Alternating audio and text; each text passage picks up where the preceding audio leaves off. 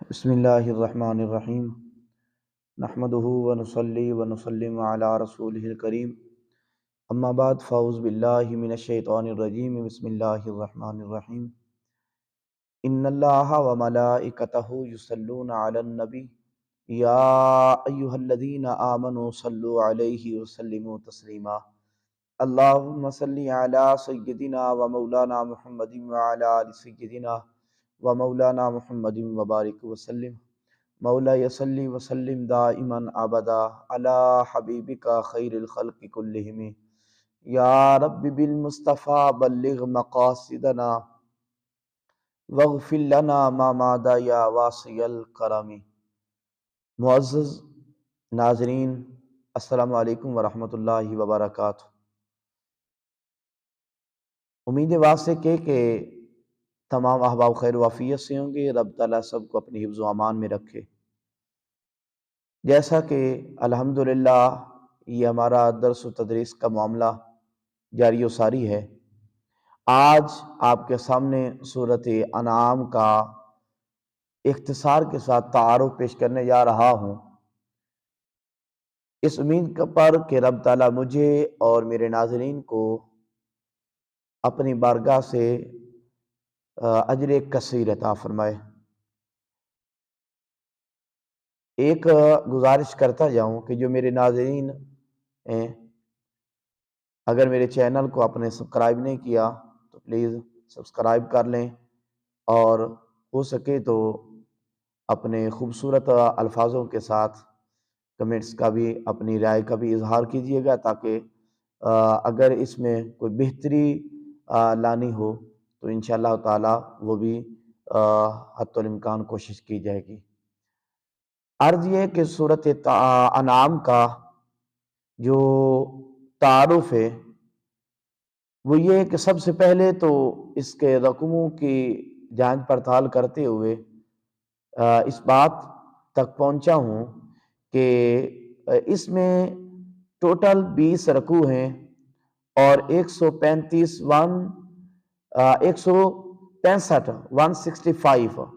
اس کی آیات کریمہ ہیں، اور یہ سورت مکی سورت کہلاتی ہے۔ البتہ اس میں چند ایسی آیات کریمہ ہیں کہ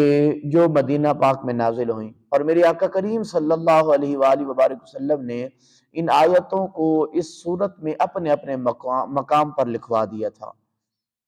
اور اس سورت کا نام انعام ہے۔ انعام چونکہ مویشی کو کہا جاتا ہے،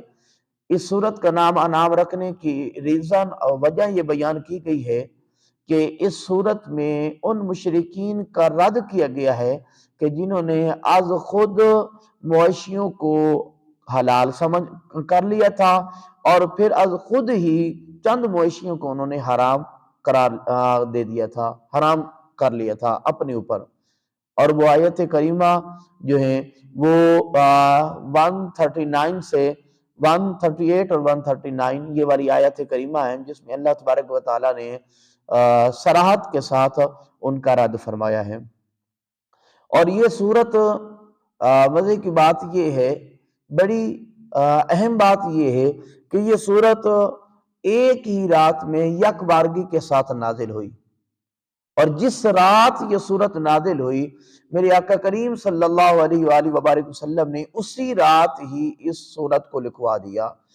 البتہ اس کی چند آیات کریمہ وہ مدینہ پاک میں نازل ہوئی، جیسا کہ پہلے میں عرض کر چکا ہوں، اور اس سورت کے مضامین پر اگر غور کریں تو معلوم ہوتا ہے کہ یہ سورت آقا کریم صلی اللہ علیہ وآلہ وبارک وسلم کے مکی دور کے آخری زمانہ میں نازل ہوئی۔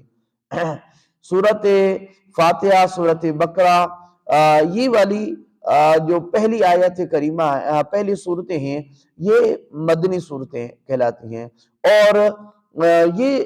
سورت انعام جو ہے ترتیب مصحف کے اعتبار سے یہ سورت پہلی سورت مکی کہلاتی ہے۔ برحال اس میں اصالتاً مومنین سے خطاب کیا گیا ہے، اور اس میں مسلمانوں کے لیے شرعی احکام بیان کیے گئے ہیں۔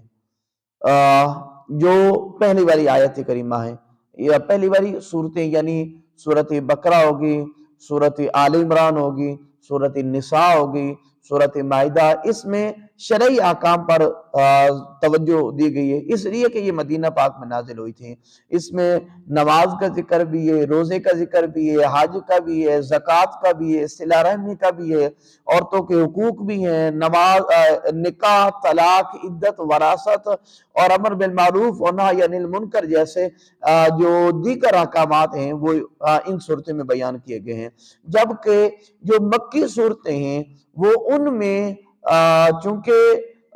جو عقائد ہے اس پر زور دیا گیا ہے، کیونکہ وہ مکہ پاک میں نازل ہوئی اور وہاں پر مسلمانوں کی جو حکومت ہے وہ اسلامی حکومت تھی نہیں، اور وہاں پر اسباب بھی نہیں تھے، تو اس وجہ سے جو مکی صورتیں ہیں ان میں زیادہ عقائد پر توجہ دی گئی ہے اور عقائد بیان کیے گئے ہیں۔ اللہ تبارک و تعالیٰ کی وحدانیت، آقا کریم صلی اللہ علیہ وسلم کی رسالت اور دیگر انبیاء کی نبوت اور رسالت اور فرشتوں کا اللہ کی مخلوق نوری ہونا، کتابوں پر ایمان لانا، یہ جو احکامات ہیں یہ مکی صورتوں میں عقائد پر جو بنیادی یہ احکامات ہیں یہ مکی صورتوں میں بیان کیے گئے ہیں۔ بہرحال اس صورت کے جو شان نزول ہے اس حوالے سے ایک دو احادیث مبارکہ آپ کی گوش گزار کرنے لگا ہوں۔ حضرت سیدنا عبداللہ بن عباس رضی اللہ تعالیٰ عنہ وہ فرماتے ہیں کہ یہ سورۃ انعام مکمل طور پر ایک ہی رات میں مکہ پاک میں نازل ہوئی، اور آپ فرماتے ہیں کہ اس سورت کے ارد گرد 70,000 فرشتوں کا جمع غفیر تھا، اور وہ بلند آواز سے تسبیح اللہ پڑھ رہے تھے، اور اسے المعجم کبیر کے اندر جلد 12 اور حدیث مبارکہ 129 میں یہ حدیث مبارکہ جو ہے نا وہ بیان کی گئی ہے۔ اور حضرت اسماء بنت یزید رضی اللہ تعالیٰ عنہ وہ بھی فرماتی ہیں کہ نبی کریم صلی اللہ علیہ وآلہ وبارک وسلم پر یہ سورت یکبارگی کے ساتھ جب نازل ہوئی تو اس وقت فرماتی ہیں کہ میں نے اونٹنی کی لگام پکڑی ہوئی تھی، اور فرماتی ہیں کہ اس سورت کے بوجھ سے لگتا ایسا تھا کہ اس اونٹنی کی ہڈیاں جو ہے نا وہ ٹوٹ جائیں گی۔ آخری حدیث مبارکہ حضرت سیدنا انس بن مالک رضی اللہ تعالیٰ عنہ وہ بیان فرماتے ہیں کہ رسول اللہ صلی اللہ علیہ وآلہ وآلہ وسلم نے ارشاد فرمایا کہ سورۃ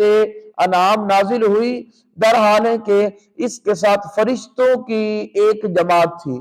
جس نے مشرق اور مغرب کو بھر لیا تھا، اور وہ بلند آواز سے تسبیح اور تقدیس کر رہی تھی، وہ پوری کی پوری جماعت۔ اور فرماتے ہیں کہ زمین لرز رہی تھی، اور میری آقا کریم صلی اللہ علیہ وآلہ وبارک وسلم آپ پڑھ رہے تھے سبحان اللہ العظیم سبحان اللہ العظیم۔ تو یہ کہنے کا جو مقصد ہے یہ حدیث مبارکہ اس لیے میں نے آپ کے گوش گزار کے حوالے کے طور پر کہ یہ ایک واحد صورت ہے، سورت انعام، جو رات کے وقت نازل ہوئی اور یکبارگی کے ساتھ ایک ہی مرتبہ پوری صورت نازل ہوئی، سوائے 3 آیتیں کے وہ 151 سے 153 تک یہ 3 آیتیں جو ہیں اس صورت کی یہ مدینہ پاک میں نازل ہوئی تھی۔ اور اس صورت کے پڑھنے کے متعلق جو حدیث مبارکہ ہیں، جو فضیلت کے حوالے سے حدیث مبارکہ ہیں، وہ آپ کے گوش گزار کر کے بات کو ختم کرنے لگا ہوں۔ اس کو حدیث مبارکہ کو حضرت انس روایت فرماتے ہیں، آپ فرماتے ہیں کہ آقا کریم صلی اللہ علیہ وآلہ وبارک وسلم نے ارشاد فرمایا کہ سورۃ انعام جو ہے وہ سورۃ انعام فرمایا کہ یہ پڑھنے والوں کو ایک منادی ندا کرتا ہے، جو سورۃ انعام پڑھتا ہے تو ایک منادی اس کے لیے ندا کرتا ہے۔ وہ ندا کیا ہوتا ہے؟ وہ فرماتے ہیں کہ سورت سے محبت رکھنے والے اور اس کی تلاوت کرنے والے جو ہیں فرمایا انہیں آؤ جنت کی طرح بلایا جا رہا ہے، او کما قال صلی اللہ علیہ وآلہ وسلم، یعنی جو سورۃ انعام کی تلاوت کرتا ہے، جو سورۃ انعام سے محبت کرتا ہے، تو اس کے لیے منادی کو مقرر کر دیا جاتا ہے جو اس کے لیے ندا کرتا رہتا ہے کہ جو بھی اس سے محبت کرنے والا، جو اس کی تلاوت کرنے والا، اس کے لیے جنت کے دروازے کھلے ہیں، اس نے جنت میں بلاوا جو ہے وہ دیا جا رہا ہے۔ اور ایک اور حدیث مبارکہ اس کو امام شیخ ابو محمد عابد نے روایت کیا ہے، وہ فرماتے ہیں کہ جس شخص نے سورۃ انعام کی پہلی 3 آیتوں کو پڑھا، کیا کہ جو شخص سورۃ انعام کی پہلی 3 آیتوں کو پڑھ لیتا ہے، فرمایا اللہ تبارک و تعالی 70,000 فرشتے بھیجتا ہے جو قیامت تک اس کے لیے دعا کرتے رہتے ہیں، اور فرمایا قیامت کے دن اللہ اس کو جنت میں داخل کر دے گا اور اس کو کوثر سے غسل دے گا اور سلسبیل سے اسے پانی پلائے گا، اور پھر فرمایا کہ پھر رب تعالیٰ فرمائے گا کہ میں تیرا برحق رب ہوں اور تو میرا برحق بندہ ہے۔ سبحان اللہ، کتنی عظیم یہ صورت ہے کہ رب تعالیٰ کی طرف سے اتنی برکتیں، سارا قرآن پڑھیں اللہ برکتیں عطا فرماتا ہے، لیکن اس صورت کا مقام دیکھیے کہ جو اس کی 3 آیتوں کو پڑھ لیتا ہے اللہ اس کو اپنی بارگاہ سے کیا مقام و مرتبہ عطا کرتا ہے۔ آخری حدیث مبارکہ حضرت سیدنا عبداللہ بن مسعود رضی اللہ تعالیٰ عنہ آپ سے روایت ہے، آپ فرماتے کہ جس شخص نے فجر کی نماز باجماعت ادا کی، فجر کی نماز جو ہے وہ جماعت کے ساتھ پڑھی اور اپنے مصلی پر بیٹھ کر سورۃ انعام کی پہلی 3 آیتوں کی تلاوت کر لیتا ہے، تو پھر کیا ہوتا ہے؟ آپ فرماتے ہیں کہ اللہ تعالیٰ 70,000 فرشتوں کو مقرر کر دیتا ہے جو اللہ کی تسبیح بھی کرتے رہتے ہیں اور قیامت تک کے لیے اس شخص کے لیے استغفار بھی کرتے رہتے ہیں۔ سبحان اللہ، کتنا عظیم یہ اللہ کی طرف سے انعام ہے، کتنی بڑی رب تعالیٰ کی طرف سے یہ نعمت ہے کہ صرف 3 آیتیں جو باجماعت فجر کی نماز ادا کر لے اور پھر اس کی 3 آیتوں کی تلاوت کر لے، اللہ فرشتوں کی جماعت کو اس کی ڈیوٹی لگا دیتا ہے کہ وہ فرشتوں کی جماعت اس کے اللہ کی تسبیح بھی کرتی رہتی ہے اور اس پڑھنے والے کے لیے استغفار بھی کرتی رہتی ہے۔ تو ناظرین، آپ کو ایک میسج دینا چاہتا ہوں کہ کبھی یہ کام بھی کر لیں۔ سارا قرآن برکتوں والا، رحمتوں والا، ایک ایک حرف پڑھنے پر اللہ ثواب عطا کرتا ہے، لیکن میرا آپ سے مشورہ یہ ہے کہ اللہ کی نعمت کو حاصل کرنے کے لیے، اللہ کی بارگاہ سے قرب حاصل کرنے کے لیے، اللہ کی رحمتوں کو اپنی جھولی میں سمیٹنے کے لیے کبھی یہ کام بھی کر کے دیکھ لیں۔ الحمدللہ رب تعالیٰ بڑی